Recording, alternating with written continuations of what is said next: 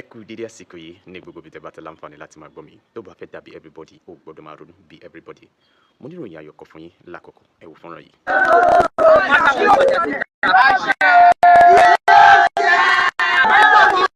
àmórí olóyè Sunday Ìgbòho lónìí àwọn èèyàn ni wọ́n ń ṣe ọ̀pọ̀ èyí tí. tẹ́lá àwọn tẹ́ rí àwọn agbésùnmọ̀mí àwọn boko fúlàní boko bandits boko haram boko afẹ́ranjoko boko lakwarawa boko iswap boko isis tẹ́rí yẹn wọn ò máa ní.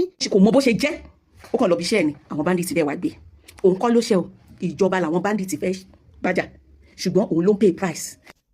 ṣé apá ìjọba ti pin ni ẹ bá wa béèrè. orí yín ò pè.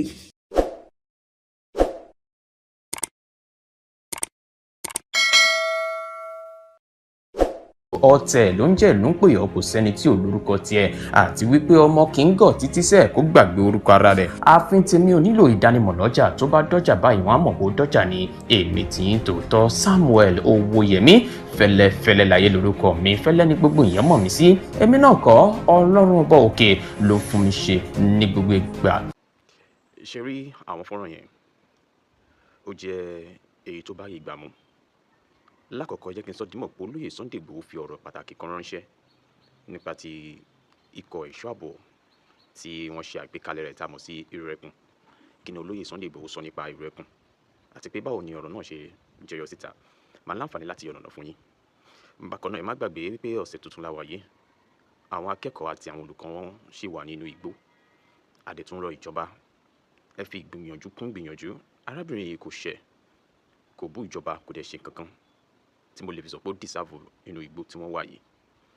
ọ̀sẹ̀ tuntun la tún wà yìí ọjọ́ ń gorí ọjọ́ oṣù ń gorí oṣù ni àwọn ẹni yìí fi wọ́n síbi tí wọ́n wà yìí. ẹ jọ̀ọ́ ìjọba ẹ gbìyànjú o ẹ fi gbìyànjú kún ìgbìyànjú láti rí i pé wọ́n padà bọ̀ láyọ̀ àti àlàáfíà. mo fẹ́ gba aládùúrà pé kọ́sẹ̀ yìí tó jalẹ̀ ìròyìn ayọ̀ létí wa yóò gbọ́ wípé àwọn akẹ́kọ̀ọ́ wọ̀nyí àti olùkọ́ wọn ti gba òmìnira kò jẹ́ tuntun mọ́ pé gómìnà fúnra lára rẹ̀ ti sọ bí mọ́ pé Old National Ọ̀yọ́ Park ibẹ̀ inú gbó yẹn gangan ni wọ́n wà ó wá kó sọ́wọ́ yín láti bá wa rí wọn gbà padà láyọ̀ àti àlàáfíà. Secondly òun ni wípé ṣe rántí ọ̀rọ̀ tí kábíyèsí Ẹnìtàn Ògúnwùsì Adéyẹyè Ọ̀nìrìṣà tí wọ́n sọ nígbà kan wípé ká ṣe àmúlò ìlànà ti alálẹ̀ ti ìbílẹ̀ láti ṣe ààbò fúnra wa nílẹ̀ kóòtù òjìrè nílẹ̀ Yorùbá tí wọ́n rọ gbogbo àwọn èèyàn tí ọ̀rọ̀ kàn. mo láyọ̀ láti sọ ọ́ di mímọ̀ fún yín pé àwọn ọba ní ilẹ̀ Yorùbá wọ́n ti ṣetán láti ṣe àmúlò ọ̀nà yìí gẹ́gẹ́ bí ọ̀nà kan tá a lè ṣe àmúlò rẹ̀ láti fi dẹ́kun ìwà ìgbésùnmọ̀mí ìjínigbé àti àwọn ìṣòro tí ń kojú wa nílẹ̀ Yorùbá. tó bá fẹ́ dàbí everybody ó gbọ́dọ̀ máa ronú bí everybody. mo fẹ́ wá inform yín ni mo fẹ́ wá educate mo dẹ̀ fẹ́ wá entertain yín ni lórí ọ̀rọ̀ tó wà lẹ́yìn àbálá máa ń kó dànù àkín kálábà dànù ọ̀rọ̀ tó wà lẹ́yìn àwọn kábíyèsí lọ́lọ́kọ̀ọ́jọ̀ kan nílẹ̀ Yorùbá wọ́n ti ṣe ìtẹ́wọ́gbà irú ìlànà yìí. báwo ni mo ṣe mọ̀ báwo ni mo ṣe gbọ́ ẹ jẹ́ n fìdí rẹ̀ múlẹ̀ nípasẹ̀ àwọn iṣẹ́ ìwádìí ìfọ̀rọ̀wérọ̀ tí wọ́n ṣe pẹ̀lú àwọn ọba lọ́lọ́kọ̀ọ́jọ̀ kan Olówú ti Kútà àwọn ọba lọ́ba ni wọ́n ṣe ètò ìfọ̀rọ̀wérọ̀ pẹ̀lú wọn tí wọ́n dẹ̀ fìdí rẹ̀ múlẹ̀ pé lóòótọ́ ìlànà yìí gangan ni yóò dára púpọ̀ fún wa ní ilẹ̀ Yorùbá láti dáàbò bo ara wa. ẹ jẹ́ n sọ di mímọ̀ fún yín. Abductions Yorùbá monarchs to invoke deities against bandits. Traditional rulers in Yoruba land are considering invoking ancestral deities and deploying other indigenous spiritual mechanisms to combat terrorism, banditry, kidnapping, and other violent crimes. ìwé ìròyìn tí ó ṣiṣẹ́ ìwádìí yẹn òun ni Saturday Punch has learnt òun ni Saturday Punch. The development comes aimed persistent insecurity across the southwest, where communities continue to grapple with raising cases of abduction and violence attack. Some of the monarchs who spoke with Saturday Punch on Thursday and Friday said the move was being considered as a complementary measure to support conventional security efforts against terrorists, bandits, and kidnappers operating in the region in Yenile Yoruba.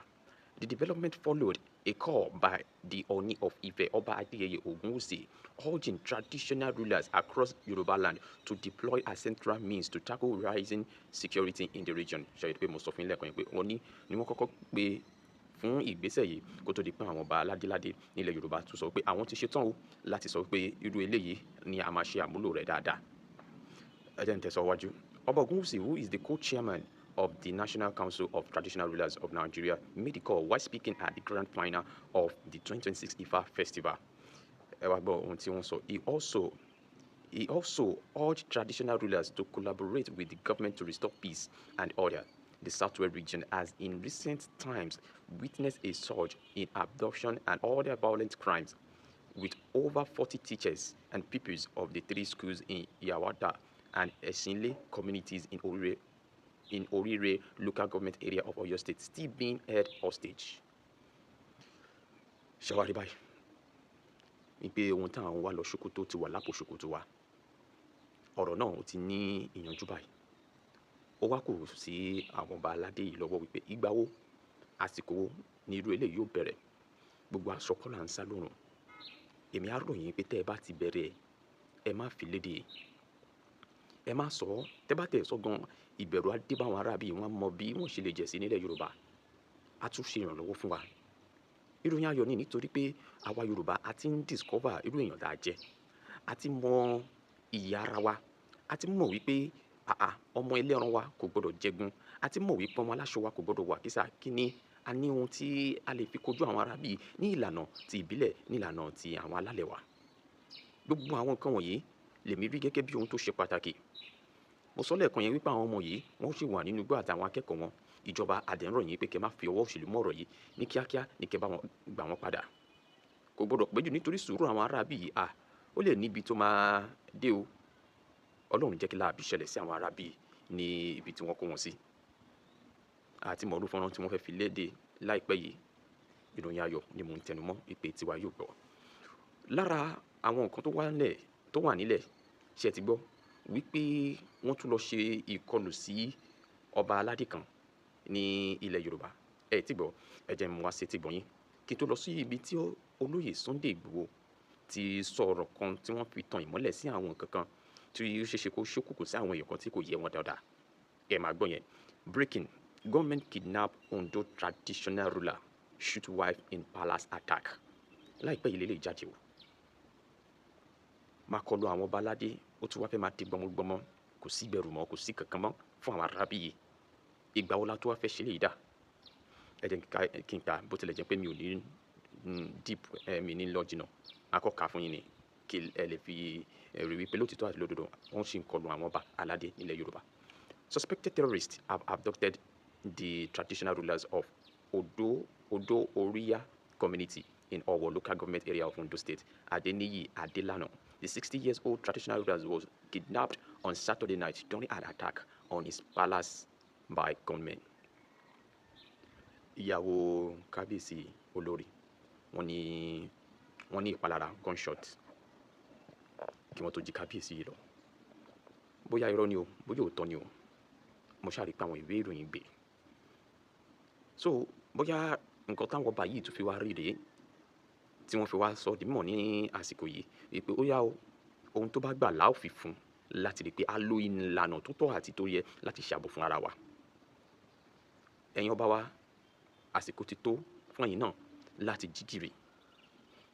Mo dẹ̀ máa fẹ́ fi àkókò yìí rọ Aláàfin Ọ̀yọ́ Ọba Akeem Abímbọ́lá Ọ̀wádé. Ẹ bá wa bá Ìbà Gani Adams sọ̀rọ̀.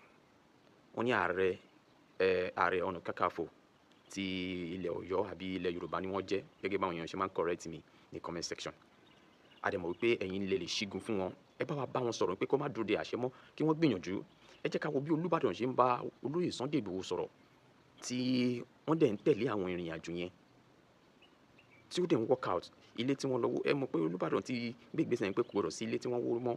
Ẹ wo ìlànà yẹn bí olóyè Sunday Igboho ṣe ń rìn lásìkò yìí. Ọba Akeem Abímbọ́lá Ọ̀wádé, ikú bàbá yèyé, ẹ dákun ẹ tún bá wa bá Ìbà Gani Adams sọ̀rọ̀ wípé búburú ẹnu àtẹ́lù àwọn tí olóyè Sunday Igboho kọ́lá nílò lásìkò yìí. Ìrànlọ́wọ́ lórí ọ̀rọ̀ ètò ààbò òun ni ká mú ojútó lásìkò yìí. Ẹ jọ̀ọ́ ẹ bá wa bá wọn sọ̀rọ̀. Ìyẹn ló máa lead mi lọ sọ́dọ̀ ọ̀rọ̀ tí olóyè Sunday Igboho sọ lórí irú ẹkùn kò ṣe irú ẹkùn. Tó bá fẹ́ dàbí everybody, ó gbọ́dọ̀ máa ronú bí everybody. Ọ̀rọ̀ yìí jẹ́ ọ̀rọ̀ tó ṣe pàtàkì tí mo lè fẹ́ fi yín lẹ̀ pẹ̀lú ọ̀rọ̀ kan tó ní ṣe pẹ̀lú ohun tó wà nílẹ̀ yìí. Ṣé ipá ìjọba ti pin ni? ṣé ìjọba ò lágbára láti ṣe àwọn nǹkan kan mọ́ lórí ètò ààbò ni? Ìdáhùn yẹn wà nínú ọ̀rọ̀ yìí. Kí wá ní ọ̀nà àbáyọ? Ìdáhùn wà nínú ọ̀rọ̀ tẹ́ ẹ fẹ́ gbọ́ yìí.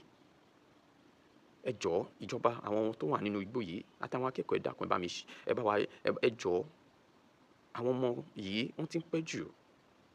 Wọ́n ní ká má bẹ ìjọba mọ́ pé ojúṣe wọn ni. Bẹ́ẹ̀ ni ojúṣe wọn ni, ṣùgbọ́n ẹ̀bẹ̀ la tún máa bẹ̀ wọ́n kí wọ́n gbìyànjú kí wọ́n fi bọ́n ṣe rí ọmọ Adélabú, ìyá ìbejì àti àwọn ìbejì Ẹ̀gbá láyọ̀ àtàlàfíà. How many days? Kí wọ́n bá wa tètè gbé ìgbésẹ̀ láti rí àwọn ọmọ yìí náà gbà padà láyọ̀ àtàlàfíà. Ẹ jọ̀ọ́, ó ti ń pẹ́ jù. Ìjọba àpapọ̀, ìjọba ìpínlẹ̀, gbogbo àwọn èèyàn tẹ́ bá jẹ́ kẹ́ ẹ kún mọ́ra, ẹ kún wọn mọ́ra. Olóyè Sunday Igboho, Ìbà Gani Adams, àwọn fìjìláńtì, Àmọ̀tẹ́kùn, gbogbo ẹ kún wọn mọ́ra. Ẹ jọ̀ọ́, ẹ ti mọ ibi tó wà. Ìgbésẹ̀ ló wá kàn báyìí láti gbà wọn padà. Láì dènà pẹ̀lú láì fi ọ̀pá pọ̀lọpọ̀lọ péjọ, ẹ jẹ́ tètè lọ darapọ̀ mọ́ ọ̀rọ̀ kan tí Olóyè Sunday Igboho yànnàná lórí ẹ̀ṣọ́ ààbò tí wọ́n ṣẹ̀dálẹ̀ ìlú Ẹkùn àti àwọn èèyàn tó sọ̀rọ̀ lórí ohun tó wà lẹ́yìn gangan. Ṣé ipá ìjọba ká ni àbí ipá ìjọba ò ká? Ó yá, ẹ jẹ́ ká bá wọn débẹ̀. ẹ kú dédé ìwòye ẹ̀yin tèmi. Wọ́n ní etí tó bá gbọ́ àlọ́ ó yẹ kó gbọ́ àbọ̀. Mo rí Olóyè Sunday Igboho lónìí, mo sì súnmọ́ wọn, mo sọ fún wọn nípa ọ̀rọ̀ ìlú Ẹkùn wípé lógò tí wọ́n ń ṣe tí à ń rí pé tiger ló wà ń bẹ̀. Tiger yìí sì ṣe ẹkùn nílẹ̀ Yorùbá. Ẹsẹ̀kẹsẹ̀ ni wọ́n ti sọ pé nínú ìlú Ẹkùn táwọn design fúnra wọn o pé ẹkùn ilẹ̀ Yorùbá gangan leopard ló wà ń bẹ̀. Pé ṣùgbọ́n oríṣiríṣi àwọn èèyàn ni wọ́n fẹ́ máa gbọ́nwọ́ wọn ṣóyé yín pé láti support pé àwọn èèyàn ni wọ́n ń ṣe ọ̀pọ̀ èyí tí à ń rí, ṣùgbọ́n nínú logo tiwọn gangan pé ẹkùn ilẹ̀ Yorùbá yín leopard ló wà ń bẹ̀ kì í ṣe tiger. Kò jẹ́ bó ṣe jẹ́, mo ní kí n jẹ́ kẹ́yìn tèmi ó gbọ́. Ẹ ṣeun. Mo kí gbogbo àwọn ọmọ kóòtù òjìrè, mo ṣe ẹ̀làbọ̀rú mo ṣe ẹ̀làbọ̀ yìí. Ìbéèrè ni mo béèrè o, ṣé ipá ìjọba ti pinnu lórí gbogbo ọ̀rọ̀ àwọn agbésùnmọ̀mí tó wà nílẹ̀? Ìbànújẹ́ ni fún ọ̀pọ̀lọpọ̀ ènìyàn, fún ọ̀pọ̀lọpọ̀ awakọ̀ pé ìrẹsì àpò kan òun ni ọmọ ènìyàn wọ̀t. Ìgbà tí wọn ò jí ọmọ wọn gbé, gbóúnjẹ lọ fún wọn, níṣẹ́ lẹ lọ gbá wọn ní ojú. It is a slap on their face. Wọ́n dá ní o, wọ́n jáwọn èèyàn tó dá tó ní kíní ní o. Èèyàn, mo máa ń sọ màá ní ṣóṣì ẹ̀rí ni. Ẹni tó bá ṣe ló lè mọ̀ sẹ́. Ṣé apá ìjọba ti pin ni ẹ bá wa béèrè lọ́wọ́ wọn? Ẹ̀yin ọmọ kóòtù òjìrè, èmi kàn mo wá sọ òtítọ́ ìtóńjò tọ̀rọ̀ fún wa lénìí pé ó dàbí pé apá wọn ló pin o. Ẹ dìde fúnra yín, ṣe láwọn tẹ́ rí àwọn agbésùnmọ̀mí, àwọn Boko Fúlàní, Boko Bandits, Boko Haram, Boko Afẹ́ranjoko, Boko Lakwarawa, Boko ISWAP, Boko ISIS tẹ́rí yẹn. Wọ́n ò máa ní ìgbàgbọ́ kankan pé èèyàn kan jẹ̀bi èèyàn kan ò jẹ̀bi. Wọ́n ò máa ní ọkàn wípé Yorùbá kan Muslim, Yorùbá kan Christian, Yorùbá kan oníṣẹ̀ṣe kò máa kan wọ́n. Ní titi wọn tó bá ti gba titi wọn, nǹkan tó fẹ́ wá ni pé wọ́n fẹ́ wá impose Sharia, Islamization àti Fulanization. Ọ̀nà wo náà dẹ̀ lè gbà tán lè fi ṣe? Òun ni pé kọ́kọ́ ṣe kí ni o, kán fún ìwà tán wù yìí, òun náà máa wù. And kí ni nǹkan tí wọ́n ń ṣe gangan? Jihad ni wọ́n ń ṣe. They are fighting jihad. And wọ́n ọ̀dẹ ilẹ̀ kóòtù òjìrè ń sìn, ó ń bleed. Nigeria as a whole ó ń bleed. Àwọn ènìyàn fojoojúmọ́ sunkún. Àwọn èèyàn fojoojúmọ́ wà nínú ìbànújẹ́. Mo rí fídíò ìyá kan, ó pa omi ń bọ́ lójú mi pẹ̀rẹ́pẹ̀rẹ́ báyìí. Woman yẹn tó bá yẹ pé kò ń ṣe tàwọn ọmọ òun ò bá commit suicide. Ẹ lè imagine that statement. Àwọn èèyàn ti ń para wọn nǹkan tí ò ṣẹlẹ̀ tẹ́lẹ̀. Ṣé rí ẹ̀yin tẹ́ ń wò pé àwọn agbésùnmọ̀mí ẹja kó wọn lọ fọ́lọ́pàá, ẹja kó wọn lọ fọ́lọ́pàá. Tó bá jẹ́ pé nígbà kan ní lẹ́kọ̀ọ́ tọ́mọ bá jalè, wọ́n á ju táyà sí lọ́rùn. Àwọn eléyìí apànìyàn ni wọ́n. Kí ló dé tẹ́ bẹ̀rẹ̀ sí ní ju táyà sí wọn lọ́rùn? Ní kẹ́ show fídíò, ẹ kọ́kọ́ fi wọ́n hàn gbogbo ayé káyé rí pé àwọn apànìyàn rẹ̀, àwọn agbébọn rẹ̀ ó tẹ́tí bá gbogbo owó ransom lọ́wọ́ wọn. Ẹ pa fídíò kẹ́ ju táyà sí wọn lọ́rùn. Bí bàbá kan tó ní ẹ má máa sàwọn, kí ni àsìkò ti tó dàbí pé àwọn èèyàn wa ò understand graffiti. Ẹ wo láti ìgbà tọ́rọ̀ yìí ti ń ṣẹlẹ̀, èèyàn ọmọ kóòtù òjìrè, ìdí nìyẹn tí mo ṣe ń béèrè pé ṣé ipá àwọn ìjọba ti pin ni lórí ẹ̀? Títí láti ọdún 6 tèmi ti ń pariwo látorí pé afẹ́kórílẹ̀-èdè wa dúró, ààbò ni o, ààbò ni o. Àkọ́kọ́ ṣàlàyé pé wọ́n ń jí wọn gbé, wọ́n ń jí wọn pa. Ẹ lọ wo iye èèyàn tí wọ́n ti gbé, tí wọ́n ti pa. Ẹ lọ wo iye èèyàn tí wọ́n ti gba ransom lọ́wọ́ ẹ̀. Tẹ́yàn ará Ọ̀yọ́, tẹ́ bá ro àròjinlẹ̀. Ṣé rántí pé àtìgbà tí wọ́n ti gbé Gúnmi wá, tí Sátánì Sókótó ti wá tó ti wá sọ pé òun support ṣẹ̀ríà, òun ni wọ́n ti rán wọn wọlé wá. Ṣẹ́rí ohun tó ń ṣẹlẹ̀ báyìí. Ìbéèrè mi wá ni pé ṣé apá ìjọba pin ni?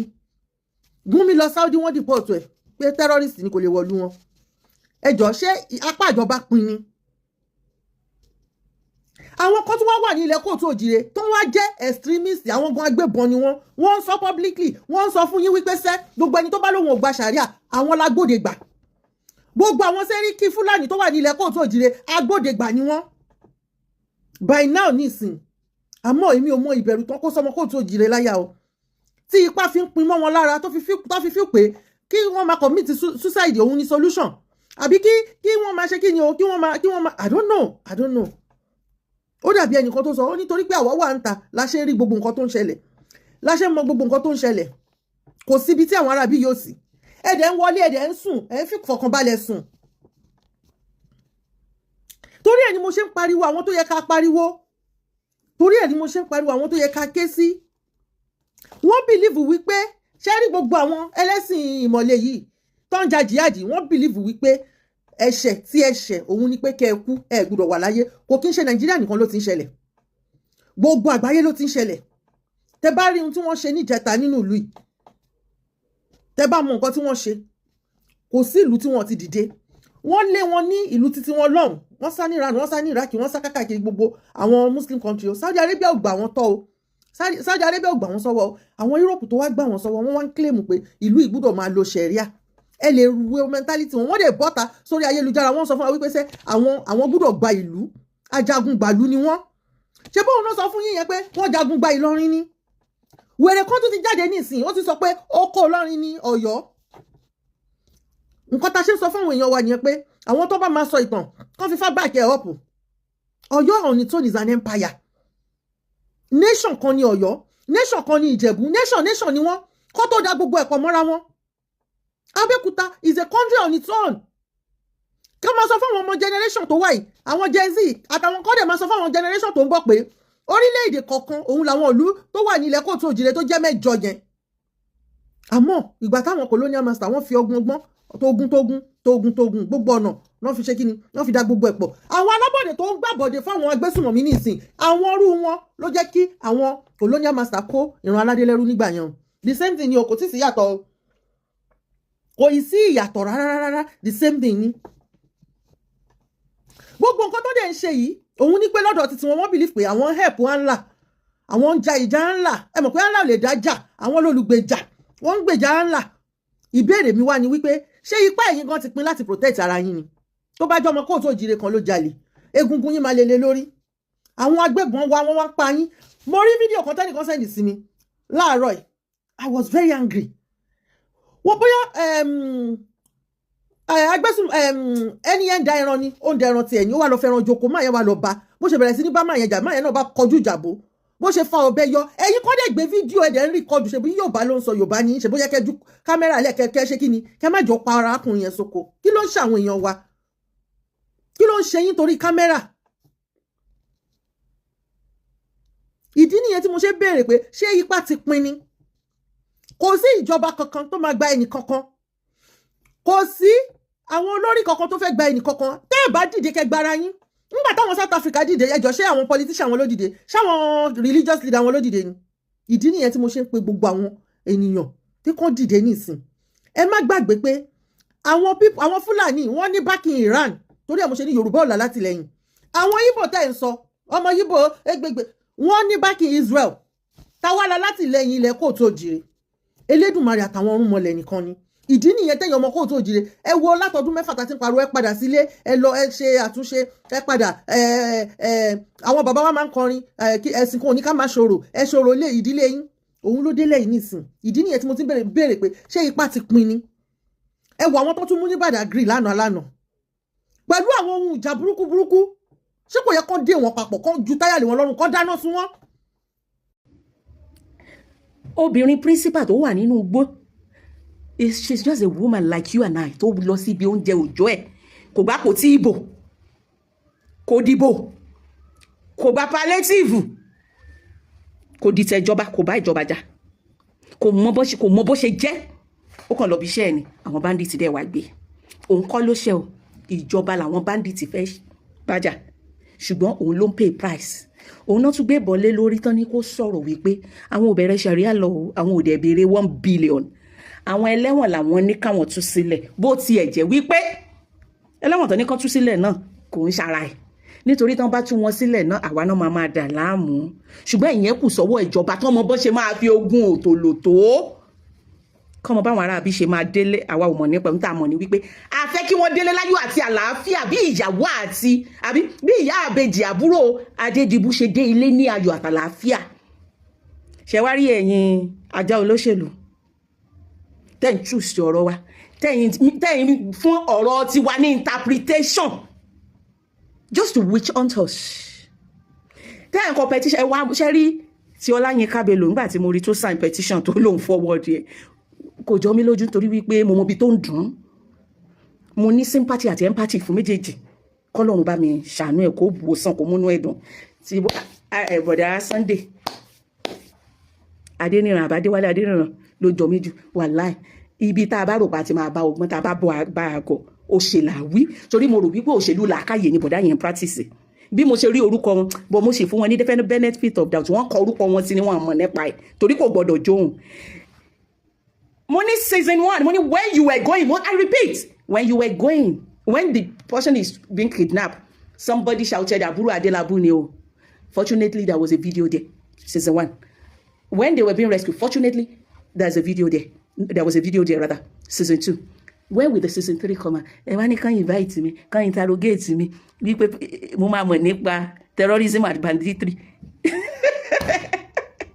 just because ẹnu tí mo fi campaign fún ẹ̀yin APC ẹnu tí mo fi pariwo ọmọ wa ní ẹjẹ́ ó ṣe Tinubu tí mo fi sọ wípé Jagaban for life tí mo fi kéwì tí mo fi ṣe gbogbo ẹ̀ ẹnu ọ̀hún náà ni mo fi sọ wípé anytime tó bá disappoint wa máa hold wọn accountable nítorí èmi fúnra mi á bọ́ síta I will join the masses to remind them of all their promises which I'm doing ìgbà yẹn lẹ wá fẹ́ wé banditry mọ́ mi lẹ́sẹ̀ orí yín ó pè làákàyè lẹ́ni olódo nìyí my suggestion is kí àwọn tẹ́ rò wípé ẹ̀ ń ṣiṣẹ́ fún kí wọ́n pè yín kí wọ́n orientate yín that is why they will abandon the likes of you and choose Reno Omokri that is why they will abandon the likes of you and go to opposition to look for somebody who's more resourceful, intelligent, and add something to deliver back, and add something to put on the table. Not bootlickers like you, not scavengers that will be knocking from offices to offices near Abuja. You know, these people want resourceful people. I won't be surprised till Rufai Oseni to buy the favorite one Lola. Because the guy has something upstairs. You know, you think he's about attacking somebody on their behalf. Ẹ̀yin tí ẹ rò wí àwọn tẹ́ rò pé ń ṣiṣẹ́ fún ṣù wọ́n gbọ́dọ̀ pè yín. You are only succeeding in making them to look like government government tó ń victimize. Bẹ́ẹ̀ ṣe ń paint wọn the way they call for arrest everybody tó bá ti speak out tó bá ti sọ̀rọ̀ tó bá ti criticize. You are only succeeding in making Tinubu and others to look like bullies. Dictator and tyrannies. One they run you need share bay. Go and learn. How many people have you won over? You've succeeded in making people more angry. And you succeed in making people hate them. And you're gonna incite someone public against you just because of the peanut. One rating you because they know you are bootlickers. ẹ lọ jókòó ẹ petition àwọ̀tá na go right there okay tó máa invite mi báyìí tó máa ní kí wọ́n sọ̀rọ̀ nípa banditry àwa tá a jọ ṣe Mr. Adéwálé Adéníran ṣe mọ̀ pé mo rí yín l'Àbújá àjọ ya fọ́tò ó ní láti jẹ́ pé láti nígbà yẹn lájọ ń ṣe banditry ìgbà yẹn lájọ ń ṣe kidnapping ṣe mọ̀ pé orúkọ mi wà lára list campaign bóyá àwọn principals wà ló rán mi níṣẹ́ ń gbà yẹn torí ẹ̀ láròjì yẹn just because ẹ mú interpretation based on assumption and collector iṣẹ́ tó rán yín nìyẹn is that campaigning is that PR. Is that we're not self-appointed media boys in it just because of 20,000 naira, 30,000? Most of you have no job anyway, so I am not surprised. Ẹ̀yin èèyàn mi, Elédùmarè á ṣọ́ wa. Ṣé rí mo kàn máa rán wa létí ni. Ìran wa létí tí mo dẹ̀ máa rán wa létí torí pé Yorùbá kì í pẹ́ gbàgbé. Gúnmi, ọ̀rọ̀ Gúnmi ni. Ó ní pé 14 million Fúlàní. Wọ́n máa ṣe kí ni o? Wọ́n máa bá yín gbé tipátipá. Not tóbi gan o. Not tóbi gan ni. ó tóbi gidi gan ni. Mi ò mọ ìdí tí àwọn èèyàn wa tí wọ́n fẹ́ jẹ́ kán wà lọ́hùn, kán build ọ̀hún fún wọn, kán máa wà lọ́hùn kí ilẹ̀ Kóòtù Òjìrè kó wá dá dúró, kò tí ì yé mi. Lórí ọ̀rọ̀ màá tún wá rán wa létí, ẹ mọ̀ pé Gúnmi sọ pé tipátipá ìbágbé tipátipá ni, kò síbi tán ń lọ, wọ́n wá láti wá dúró ni. Màá tún wá rán yín létí ọ̀rọ̀ Sátánì of Sokoto. Ó sọ wípé they are part of them, pé ọmọ wọn ni wọ́n. Ó sọ in his word pé they are part of them, so Nàìjíríà gbúdọ̀ ṣe kí ni, wọ́n gbúdọ̀ accept wọn. Kí ni ìdí tí mo fi rán wa létí ọ̀rọ̀ yẹn? Ìdí ni wípé tẹ́ bá dúró de ìjọba, àṣírí kan wà, ó dijọ́ Tuesday kí n tó sọ, kò ń ṣe ni. Ṣé mọ̀ pé ní ní Sunday ó di Tuesday, mo kí gbogbo wa kú ọ̀sẹ̀, òpin ọ̀sẹ̀. Ṣọ́ọ̀ṣì wọn fight back o, ṣé ti rí? Àwọn ṣọ́ọ̀ṣì wọ́n dákẹ́ o, wọ́n gbẹnu dákẹ́ o. Àmọ́ àwọn oníṣẹ̀ṣe nìkan, ṣe rí pé ṣọ́ọ̀ṣì wọ́n ti stop video tó yẹ kí wọ́n gbé video sókè pé ókè o Jésù gbà wá o, lórí tàtàdé yìí ó yá gbà wá ti dìde, kán ké lóhùn rárá, kán fi àdúrà ńlá kán fi kó àwọn ọmọ yẹn jáde. Ẹ yé tanra yín jẹ. Ọ̀nà kan ṣo tó jọ́nà àbáyọ òun ni pé kí gbogbo wa ṣe kí ni, ká dìde fúnra wa, ká lo, wọ́n ti wá 18 something, ẹ wò wọ́n tún padà wá ní ìsìn after 100 years, wọ́n tún gbéra, wọ́n tún padà bọ̀. Wọ́n wá ṣe kí ni, àwọn fẹ́ ṣe fight to finish, wọ́n wá fẹ́ jà níjà, wọ́n fẹ́ ṣe ní gbogbo ọ̀nà tán gbà. Ṣẹ́yìn ọmọ Kóòtù Òjìrè tó ti yé yín sìn pé church is a business center, Islam is kí là ń pè wọ́n, ìmọ̀lé ìsìnkí o, ìmọ̀lé ìsapànìyàn. Àwọn èèyàn wa aláìmọ̀kan wọ́n wá sọ pé wọn kì í ṣe àwọn ẹlẹ́sìn ìmàlé, wọn ṣe ẹlẹ́sìn ìmàlé. Ṣé ìmàlé póríṣi méjì ni àbò póríṣi mẹ́ta, àbò pé ìmàlé ni ìmàlé ń jẹ́? Àwọn bàbá wa láti ìgbà tí àwọn bàbá wa ti mọ ẹ̀sìn yẹn náà ti ń pè ní ẹ̀sìn ìmọ̀lé. Ìyẹn kọjá ló farati. Ẹ̀yin èèyàn wa tẹ́ bá dúró de ìjọba, àwọn ọmọ yẹn ti lọ how many days níbẹ̀ yẹn, wọn ò tí ì rí wọn gbà jáde. Má nǹkan ó ju fídíò kan sí mi láìpẹ́, má yẹn dẹ̀ pè mí, ó lóun fẹ́ fún mi láwọn information kan. Ó ní wọ́n kidnap ọmọbìnrin méjì, wọ́n béèrè fún 10 million, wọn ò pariwo síta. Àwọn yúùtù ìlú ní ilẹ̀ Ìgbò wọ́n dẹ̀ bọ́ sínú igbó, wọ́n kó àwọn 6 jáde, wọ́n ṣe kí ni o, wọ́n finish wọn, wọ́n rán wọn padà sọ́dọ̀ Allah, kálá lè kó 70 virgins fún wọn. Ariwo òta, èèyàn ọmọ Kóòtù Òjìrè, wọ́n ní ẹ kẹ́kọ̀ọ́ lára igi ọ̀pọ̀tọ́, ẹ kẹ́kọ̀ọ́ lára igi ọ̀pọ̀tọ́. Táwọn Fúlàní bá ń bọ̀, wọ́n á sọ fún yín pé àwọn ń bọ̀ o, wọ́n á sọ fún yín pé ìjọ báyìí ni àwọn ń bọ̀, wákàtí báyìí làwọn ń bọ̀, àsìkò báyìí làwọn ń bọ̀. Ìdí tí mo fi pòwe fún wa lánàá wípé gbogbo nǹkan kọ́ lèèyàn ń sọ, gbogbo ohun tójú ọlọ́dẹ bá rí nínú igbó kọ́ ló ń sọ bọ́ta, wọ́n máa ń re lórí ni. Ẹ̀yin ọmọ Kóòtù Òjìrè, ṣe bẹ́ẹ̀ rí fídíò Àkànbí Ìwò, òun ni bàbá àwọn bandits, torí pé wọ́n bí wọn sí Ìwò, torí pé inú Ìwò náà wà, òun ni bàbá wọn. Ẹ máa di ọ̀rọ̀ yẹn o, ẹ dì í mú o, gbogbo ẹ̀yin tẹ́ bá listen sí kẹ́ tètè mọ̀. Ó dẹ̀ ti promise yín, ó ní pé wọn ò ní kógun jà wọ́n. Ẹ jẹ́ ká jọ dẹjú sílẹ̀, torí téèyàn bá dẹjú sílẹ̀ ó máa rí mú. Nígbà táwọn ti Kwara ń pariwo pé kinní làwọn ìlú tó jìnnà síná tó súnmọ́ àlùjọ náà, àwa tá à ń kígbe lélẹ̀ nígbà tó délẹ̀, wọn ò lè bọ́ ta wá. Kwara State as a whole, àwọn tó jọmọ olúgun ò lè jáde síta wá sọ̀rọ̀, àwa ilá ń kígbe. Síbẹ̀síbẹ̀ wọ́n tún wọn ò tí ì dáwọ́ ńbẹ̀. Ẹ jọ̀ọ́, ṣáwọn ènìyàn yẹn lẹ fẹ́ bá gbé tipátipá? Ìbéèrè mi ni pé ṣó possible?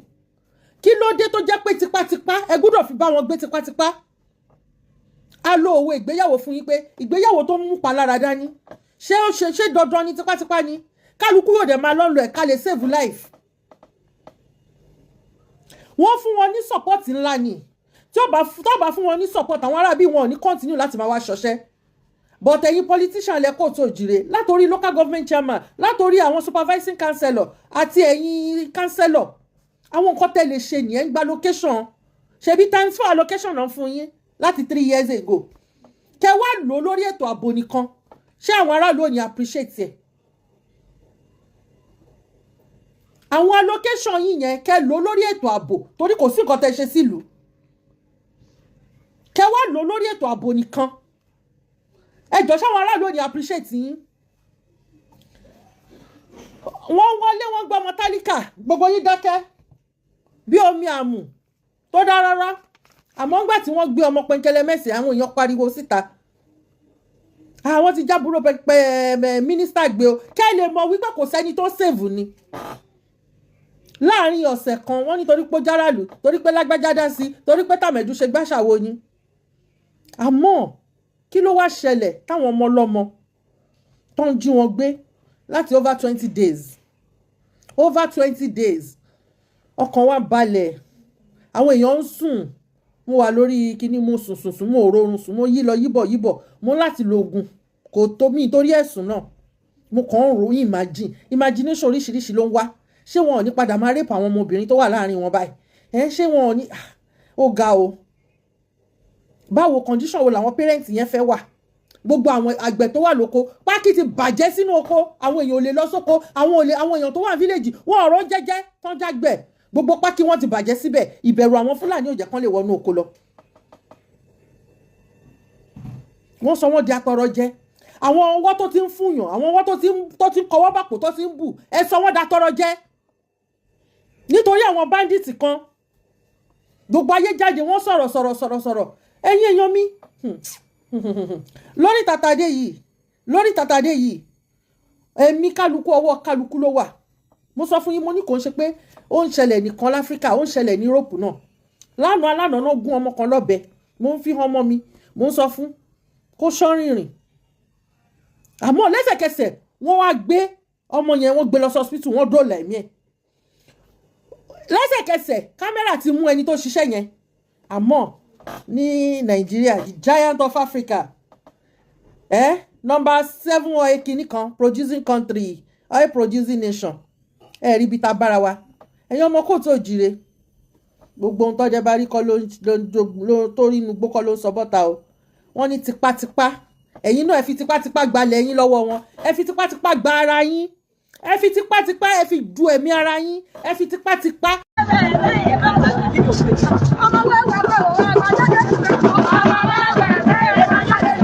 lẹ́ẹ̀kan sí níbikíbi tí ẹ lè ti máa wo ìkànnì BBC News Yorùbá káàkiri àgbáyé ìlú Abẹ́òkúta ni a wà yìí agbègbè yìí ni wọ́n ń pè ní Ìkẹrẹ̀bú ìyẹn níbi tí Olúmọ Ẹ̀gbá tí ó sọlẹ̀ sí àwọn wọ̀nyí tí ẹ̀ ń wò lójú ìran yìí ni àwọn oníṣẹ̀ṣe ní obìnrin nílẹ̀ Ẹ̀gbá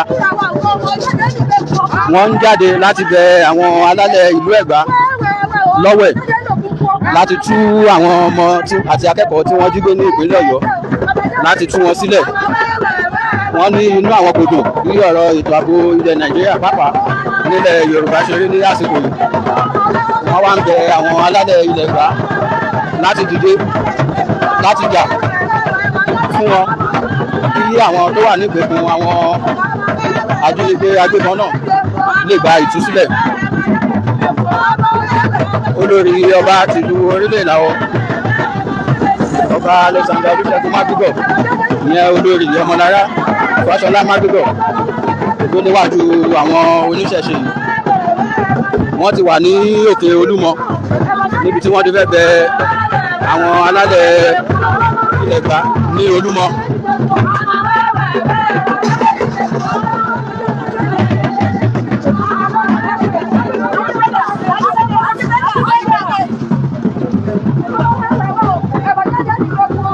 nínú ọgbà Olúmọ ni wọ́n wọ̀ yìí Olúmọ ìlú Ẹ̀gbá omi ẹ̀ ń wò yìí àwọn ẹ̀ṣọ́ ààbò ilé Olúmọ ni wọ́n ń ṣílẹ̀kùn fún wọn láti wọlé.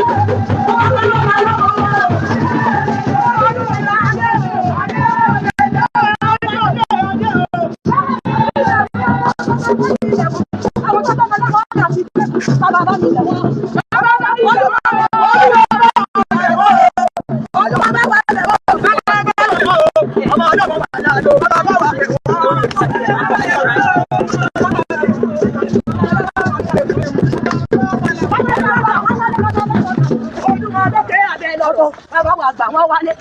Ẹ bá ń gbọ́ ọmọ òkè láǹtí láǹtí. Ẹ bá ń gbọ́ ọmọ òkè láǹtí láǹtí. Ọmọ òkè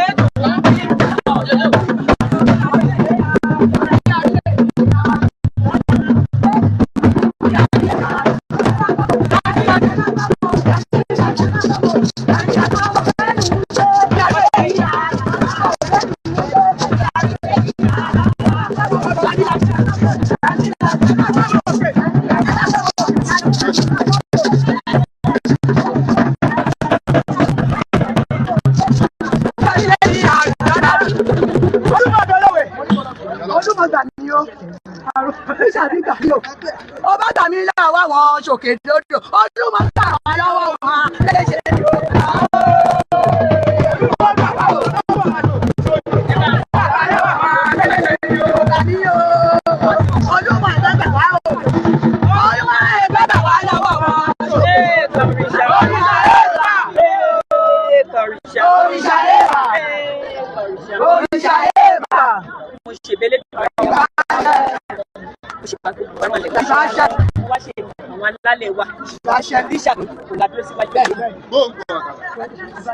Àwọn làwọn àwájú wọn lé àdúrà táwa ń gbà ojú wípé kí ìlú Nàìjíríà kún kí ìjọba tó wà lórí rẹ̀ wọ́n lè rò fẹ́ ìṣiṣẹ́ àwọn tó ti wà lọ́mọdé wọ́n dákun wọ́n dábọ̀ wọ́n fi èdè olókọ́ fi gbogbo ara láàní nǹkan kan àgbà níbi àbáwọn dàpọ̀ ẹ̀bẹ̀ là ń bẹ̀ àwọn abiyamọ wípé kọjọ́ wọ́n bá wa gbá wọn mọ́ wa gbogbo ọmọ tó kù nílùú Nàìjíríà pátá a fi àpòlédùmarè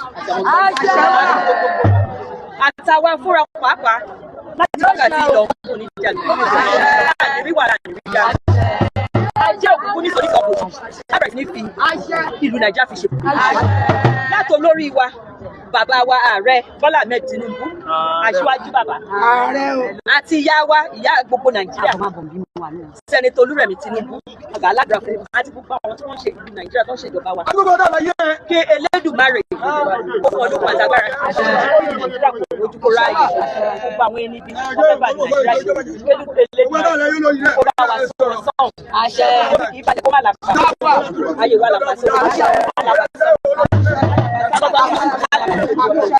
ìlú Ẹ̀gbá náà ò ní bàjẹ́ ìlú Ìlà ò ní bàjẹ́ ìlú Èkó ò ní bàjẹ́ kó wà lórí Nàìjíríà pátápátá arójú aráyè láti wákàtí ẹ̀yìn èso wà bébí kú kó bá wà lábọ̀ àmì wà lẹ́nu lẹ́nu ìtawà jẹ́ àtọ́kọ́tọ́ méje méje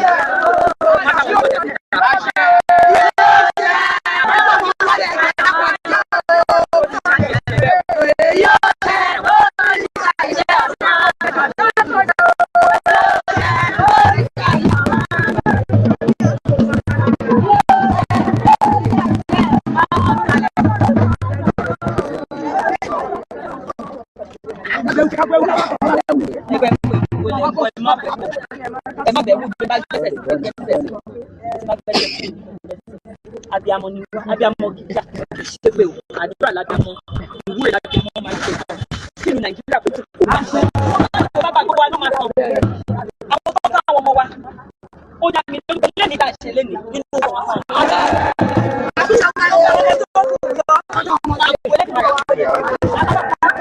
àwọn olórí west Nàìjíríà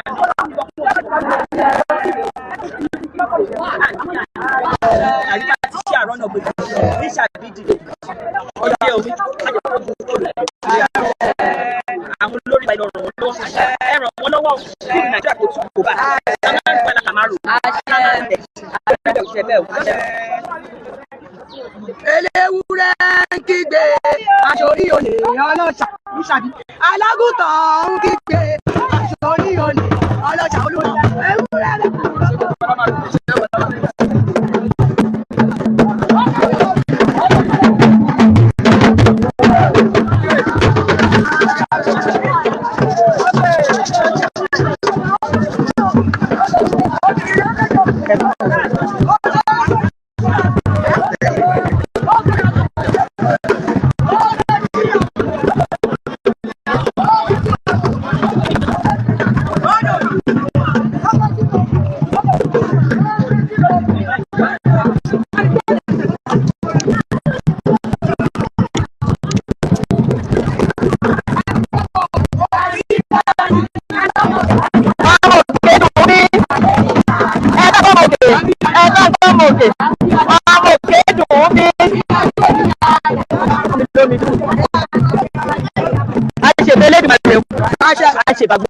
malẹ̀ o àṣìbà wọn alálẹ̀ ìlú la o àṣìbà alálẹ̀ ìlú Ẹ̀gbá àwa àṣìbà Olúmọ o Olúmọ omi tútù ló ń poró náà alákẹ́bá ẹlẹ́yìn bàbá pa oró náà Nàìjíríà gbogbo ibi kí bàtí ń ta wálẹ̀ ní Nàìjíríà wà bàbá bomi tù lọ́jọ́ kìíní àná ìwọ ló gba àwọn Ẹ̀gbá wàá gbà wà lọ́wọ́ àwọn ènìyàn nínú Nàìjíríà kí ló Nàìjíríà tù ó bà àwọn ààrẹ wa Bọ́lá Tinubu àti ìyàwó Nàìjíríà Sẹ́nẹ́tọ̀ Olúrẹ̀mí Tinubu ẹ wá wọ́n ṣe àwọn tó fẹ́ bàjọba jẹ́ ẹ má jẹ́ kán lágbára o ẹ wá ṣàánú fún wa ẹ̀bẹ̀ lábẹ́ o àṣàkọ o ẹ̀bẹ̀ là ń bẹ̀ àdúrà là ń ṣe ìwúre là ń ṣe.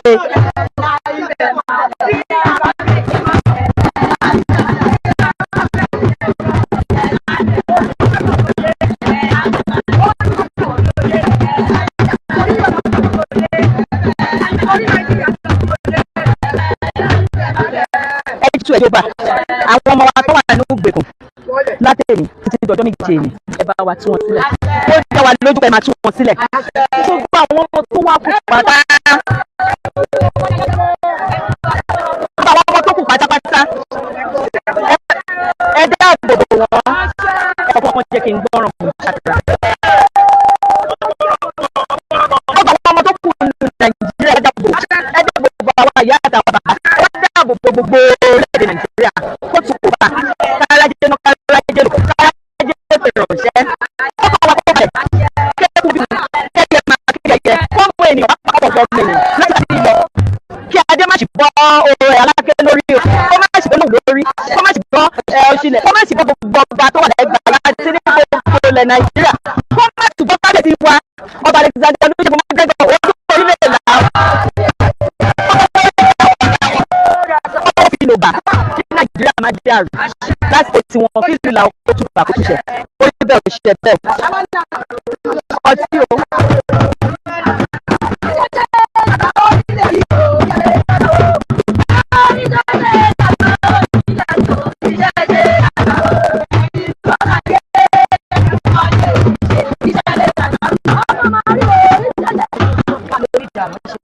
ẹni ọtí kìí tí o Olúmọ máa jà tí máa jà tẹ́ máa jà taṣọ ẹ̀dẹ̀ máa jà taṣọ ẹ̀dẹ̀ kí ló Nàìjíríà kò tún kò bá àwọn ọmọ wa ti gbé wọn bá wá tí wọn sílẹ̀ ẹ jẹ́ ká ṣàdúrà wọn ẹ jẹ́ ká ṣàdúrà wọn àsìkò táwa yóò yẹ gbogbo máa mú àdúrà sẹ́nu ni ìwúre bẹ́ẹ̀ tí ẹ ṣe ìwúre fáwọn àtọ ẹ ṣe fáwọn ayé àtàwọn ọmọ yìí àṣẹlẹ ìlànà àtẹnudẹ ẹ jẹ́ kí ẹ tó kà ẹ tó kà náà kó wa lẹ́nu.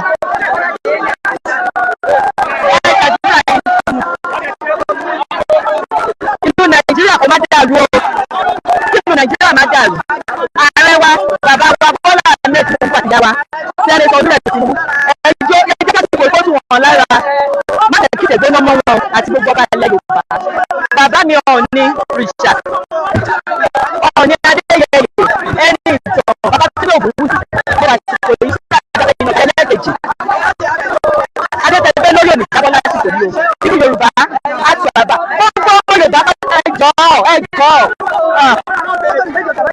ẹjọ́ ìyá ṣé ẹ bọ́ tẹ̀gbẹ́ lọ ṣàdúrà tara yín lọ́tọ̀ kẹjá ká ṣe tìlú Nàìjíríà ẹjọ́ bàbá wa Ọọ̀ni rìṣà Ọọ̀ni Ifẹ̀ Ọọ̀ni Adéyẹyẹ ẹni ìtògùnsì Ọ̀jájá lẹ́ẹ̀kejì àfàṣìṣe ṣàdúrà fáwọn náà pé adé tó ń gbé sórí kò ní jábọ́ lásìkò táwọn náà wà lórí ìtẹ́ ìlú Nàìjíríà ò ní bàjẹ́ nílẹ̀ Yorùbá ò ní dàrú ọgbọ́n Yorùbá pátá nílé lóko nírìn àjò gbogbo wọn pátá wá kéré òkú délé ẹjẹ tí máa ṣòwò ṣọ́ọ̀tì o ajé òkùnkùn nísọ̀bù ìdí gbogbo wa ojúmọ́ wa kiri àtọwà lọ́wọ́ tó wà lẹ́nu àtàwọn ọmọ lọ́wọ́ tó wà lẹ́nu àríbá ti ṣe àrọ́nà gbègbà àní táwọn ná àní tọrọ jẹ àní púpọ̀ ju ìṣó orí bẹ́ẹ̀ ò ṣe bẹ́ẹ̀ o Olúmọ ọjọ́ méje o ká tó àwọn ọmọ wa sílẹ̀ ọkọ̀ ọmọ náà délé kóòtù ẹ̀tẹ́ tọ́jọ́ méje lẹ́nìí láti ní ìbáyìí ẹnu kó sínú wọn kó lọ àbáwọjà ẹ̀bẹ̀ la ń bẹ̀ wọ́n káwọn ọmọ orí bẹ́ẹ̀ ò ṣe bẹ́ẹ̀.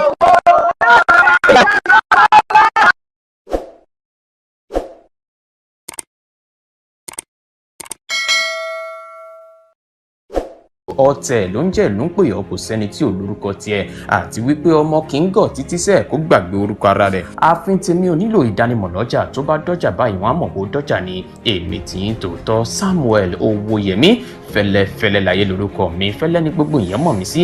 èmi náà kọ́, Ọlọ́run ọba òkè ló fún mi ṣe ní gbogbo ìgbà.